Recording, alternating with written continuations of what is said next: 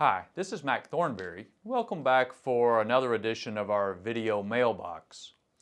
I got a question about the internet from Lurie. He wrote that I'm strongly opposed to H.R. 3261, also known as the Enforcing and Protecting American Rights Against Sites Intent on Theft and Exploitation Act of 2011. I think they got to get a better title for some of these bills.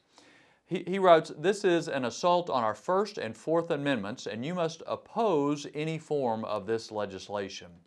Well, Lurie, I'm getting a fair amount of emails and other communication about this proposal. The Judiciary Committee is working on it now. And to tell you the truth, I think this deals with a very difficult issue. On one hand, you have a lot of theft of intellectual property, so people give their talents and their effort to produce something that just gets stolen. But on the other hand, some of the remedies seem to be as bad, if not worse, than some of the original problems here. And so I am not to a point on this issue where I know what the right answer is. I am not comfortable with either the bill you mentioned or letting this problem continue to fester. There's some folks who are also working on another alternative that would be a little more friendly to the internet and the way the world has moved. I'm very interested in seeing what they come up with.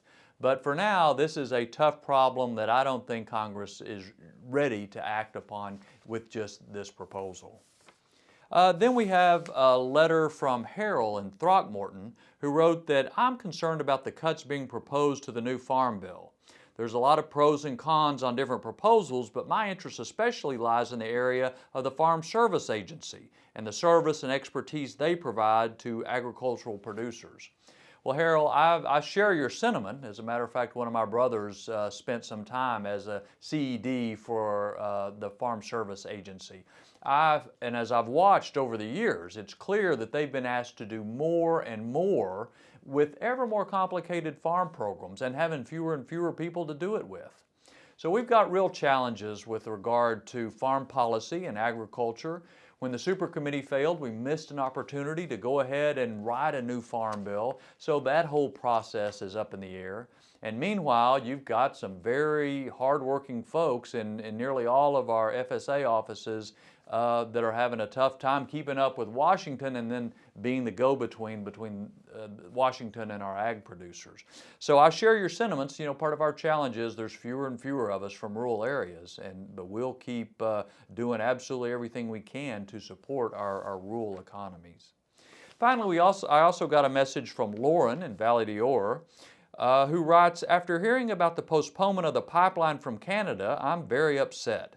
If we lose it, I think treason charges should be brought against both Obama and the head of the State Department. This is a matter of national security, not something to be used for political gain." Well, Lauren, I'm not sure that it's a charge for impeachment, but I certainly agree that this pipeline ought to go forward.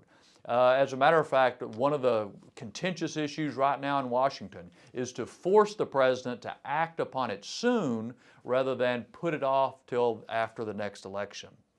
I don't think there's any real legitimate criticism of this project.